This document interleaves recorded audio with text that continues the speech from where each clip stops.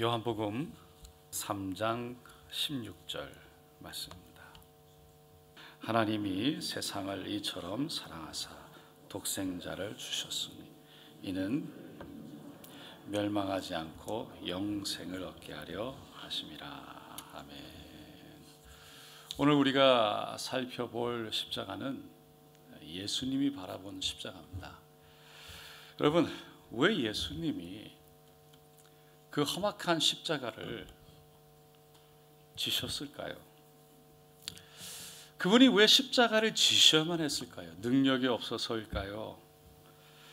예수님은 죽은 자도 살리신 능력의 하나님 되시는 분입니다. 근데 예수님이 십자가에 매달려서 그 고통 가운데 내려오지 않았던 이유는 다름 아니라 우리를 사랑하시기 때문이었습니다. 예수님은 너가 만일 하나님의 아들이거든 자기를 구원하고 십자가에서 내려오라. 첫날 살펴봤더니 말씀처럼 그 군중들의 조롱, 손가락질, 혀를 차고 고개를 흔들면서 그렇게 모욕했던 수많은 군중들, 로마의 군사들, 그 사람들의 손가락질을 참고 십자가에서 내려오지 않았습니다. 왜냐하면 그 길만이 우리의 죄를 해결하는 길이고 우리를 구원할 수 있는 길이라는 것을 분명하게 아셨기 때문이죠. 십자가에는 하나님의 공의와 함께 그래서 하나님의 깊은 사랑이 있다고 어제 함께 나눴습니다. 존 파이프 목사님은 The Passion of Christ, 예수님의 순환이라는 그 영화, 거기서 누가 예수를 십자가에 못 박아 죽였는가라는 질문에 하나님이 하셨습니다 라고 했죠. 그리고는 이사야서 53장 10절 말씀을 인용했어요. 야훼께서 그에게 상함을 받게 하시기를 원하사 질고를 당하게 하셨은즉, 하나님이 자기 아들 예수 그리스도가 십자가에서 고난과 고통을 받도록 허락하셨다는 거예요.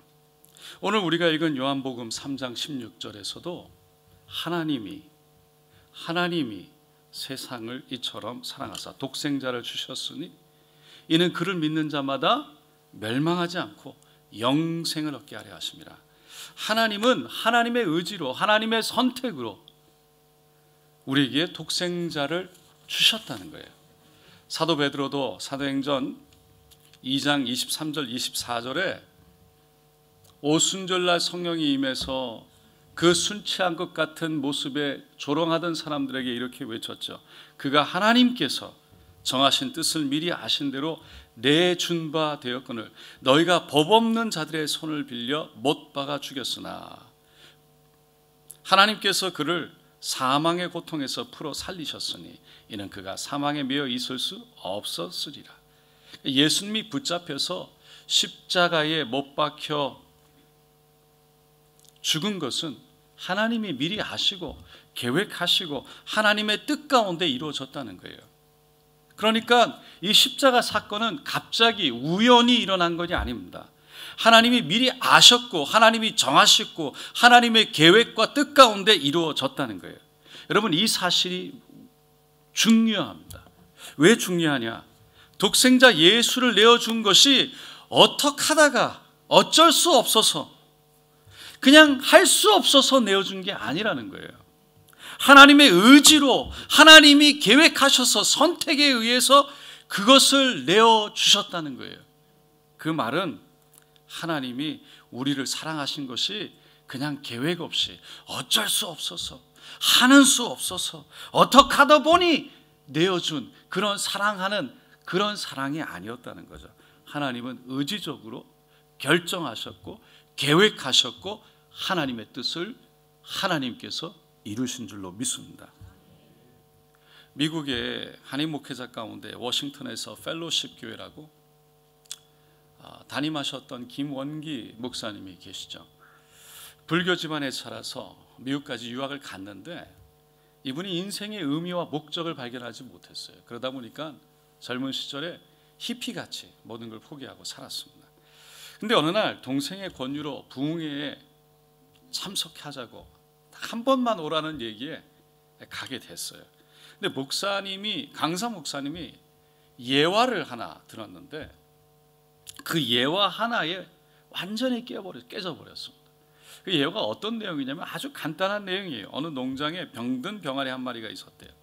그런데 그 병아리를 고치기 위해서 수의사를 불렀는데 수의사가 하는 말이 주인에게 병아리를 살리려면 암탉을 푹 고아서 먹여야 합니다. 그러면 그 병아리를 살리기 위해서 암탉을 죽일 어리석은 주인이 세상에 누가 있겠냐는 거예요. 더 나아가서 만약 수의사가 병아리 한 마리를 살리기 위해서 당신의 아들을 잡아 죽여서 피를 흘려야 한다고 하면 그렇게 할 주인이 누가 있겠냐는 거예요. 그런데 우리 하나님은 그렇게 하셨대요. 병아리보다 못한 벌레 같은 나를 위해서 자신의 아들을 내어 주셨다는 겁니다. 근데 이 너무 간단한 이야기가 김원기 목사님의 마음을 후려쳤어요. 삶을 바꿔놓았어요. 정말 나같이 보잘것없고 나같이 의미 없고 가치 없는 인생을 위해서 자신의 아들 독생자 예수를 내어주셨다. 이것이 목사님의 마음을 움직인 거예요. 여러분, 하나님은요 삼위일체, 아버지, 아들, 성령 일체 하나 되는 하나님이신 줄로 믿습니다. 그러니까 하나님이 아들을 내어주셨다는 것은요 자신을 내어주셨다는 거예요. 우리 인간을 사랑해서 자신을 죽음의 자리까지 내어주셨다는 거예요. 그 찰스 웨슬레가 놀라오라 그 사랑 나의 하나님 어찌 나를 위하여 죽으셨나요? 라고 노래했죠. 어떤 사람은 예수님은 하나님이시니까 십자가를 졌지만 그 고통이 좀 적지 않았겠냐고, 하나님이니까 좀 초월하지 않았겠냐고. 그렇지 않았죠. 예수님은 완전한 하나님이셨지만 완전한 인간으로 이 땅에 오셨습니다. 그래서 십자가에 못 박힐 때 느끼는 우리 평범한 인간이 느낄 수 있는 그 고통을 그대로 느끼셨어요. 예수님은 십자가를 지기 전에 우리가 아는 것처럼 채찍에 맞았죠. 이 채찍은 그냥 채찍이 아니었습니다. 신약 고고학자들이 발견한 이 채찍은 그냥 한 가닥의 긴 생각할 수 있는 그런 채찍이 아니라 9가닥으로 되어 있대요. 그리고 그 가닥 끝에는 아주 날카로운 쇠붙이, 짐승의 뼈를 갈아 만든 날카로운 그 뼈 조각들이 붙어 있어서 채찍을 때릴 때 온몸을 감게 되고, 그리고 그 끝에 쇄골이나 그 뼈 조각들이 몸에 곳곳에 박혀서 그것을 당길 때 살점들이 뜯겨나간다는 거예요. 그 채찍이 배를 때리면 그 채찍이 배를 휘 감아서 그 갈기갈기 찢어 놓게 되고 그 안에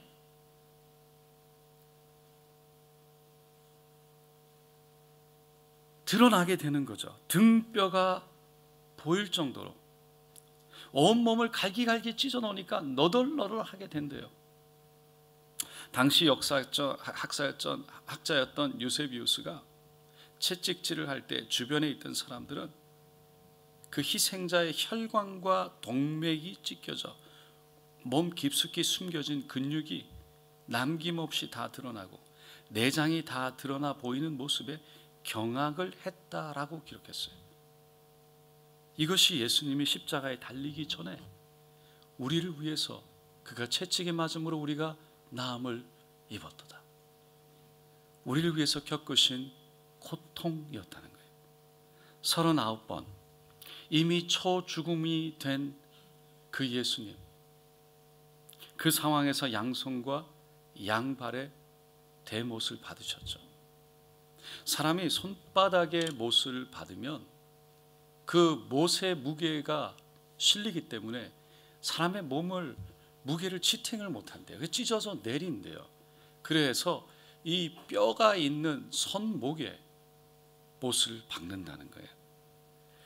손목에다가 못을 박으면 이 손목에는 정중신경, 미디안 너브라는 것이 있는데 그 너브를 신경을 파괴하고 그 못이 관통을 하면 그 신경이 파괴되면서 불같은 그런 감전된 것 같은 엄청난 고통을 느낀대요.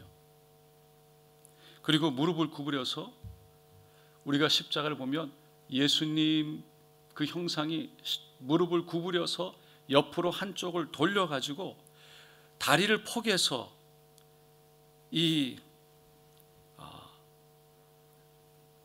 그 발목에 대못을 하나를 받게 되죠.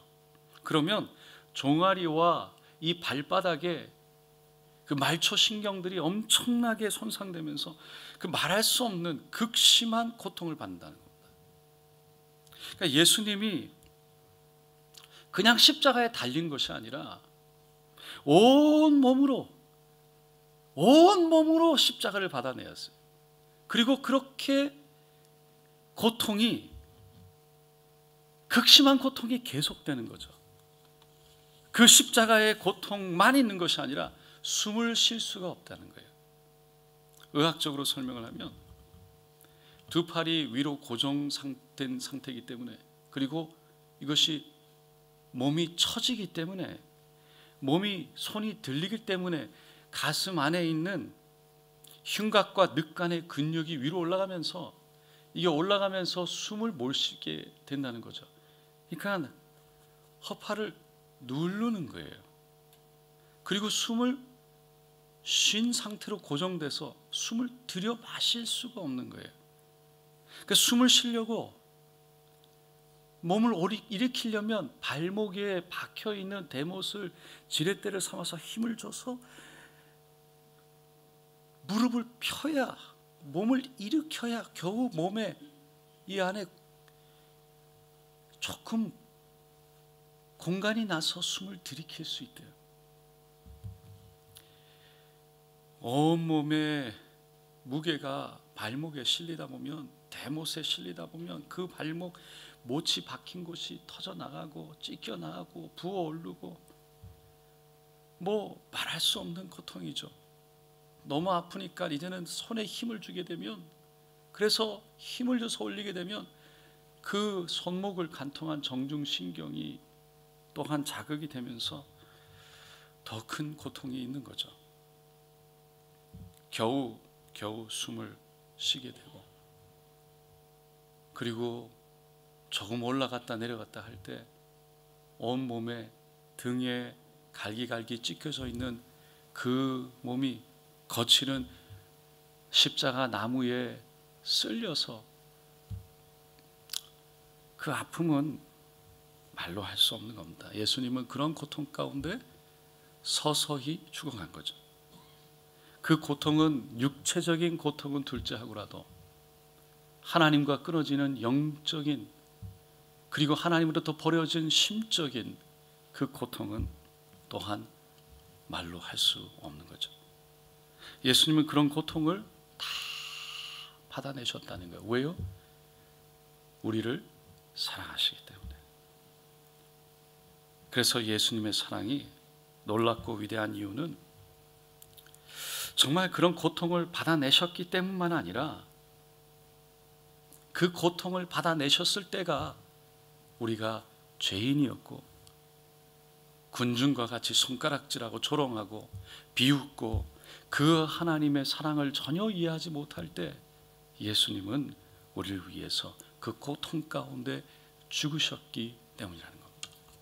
우리가 예수님의 자녀 되었을 때가 아니라 예수님을 대적하던 죄인 되었을 때 우리를 위해서 자신을 아낌없이 내어주신 것입니다. 그래서 로마서 5장 7절로 8절에 의인을 위하여 죽는 자가 쉽지 않고 선인을 위하여 용감히 죽는 자가 혹 있거니와, 우리가 아직 죄인 되었을 때에 그리스도께서 우리를 위하여 죽으심으로 하나님께서 우리에 대한 자기 사랑을 확증하셨느니라, 보여주셨다는 거예요. 예수님이 우리를 위해서 사랑하신다고 말로만 하신 것이 아니라 자신의 모든 것을 대어 엄청난 고통 가운데 그 사랑을 우리에게 보여주셨다는 거예요. 다시 말해서 하나님을 대적하는 가치 없는 목적과 인생의 방향을 모르고 살아가던 우리를 가치 있다고, 의미 있다고, 귀하다고, 놀랍다고, 내가 너를 사랑한다고 하나님은 그 자신을 들여서 우리의 가치를 보여주시고 우리의 사랑함을, 우리의 귀함을 예수님은 보여주셨다는 거예요. 여러분, 하나님께 불순종하고 거역하던 존재, 하나님 앞에 가치 없던 존재가 십자가를 통해서 가치 있는 인생이 된 줄로 믿습니다. 이것이 하나님의 사랑입니다. 그 십자가를 통해서 하나님의 사랑이 드러났다는 거예요. 끝으로 요한일서 4장 10절 말씀인데요, 우리 한번 다 같이 할렐루야, 안 나오는군요. 제가 읽겠습니다. 사랑은 여기 있으니 우리가 하나님을 사랑한 것이 아니요 하나님이 우리를 사랑하사 우리 죄를 속하기 위하여 화목제물로 그 아들을 보내셨습니다. 우리가 하나님을 선택한 것이 아니라 하나님이 우리를 선택하셨고 하나님이 우리를 위해서 화목제물로 아들을 내어주셔서 우리와 화해하시고 우리를 붙드시고 내가 너를 사랑한다 두 팔을 벌려 우리를 끌어안아 주신 줄로 믿습니다. 이 사랑으로 오늘도 십자가 앞에 하나님을 만나고 그 하나님의 사랑으로 새로운 용기를 가지고 오늘도 살아낼 하나님의 힘을 얻게 되시기를 예수님의 이름으로 축원드립니다.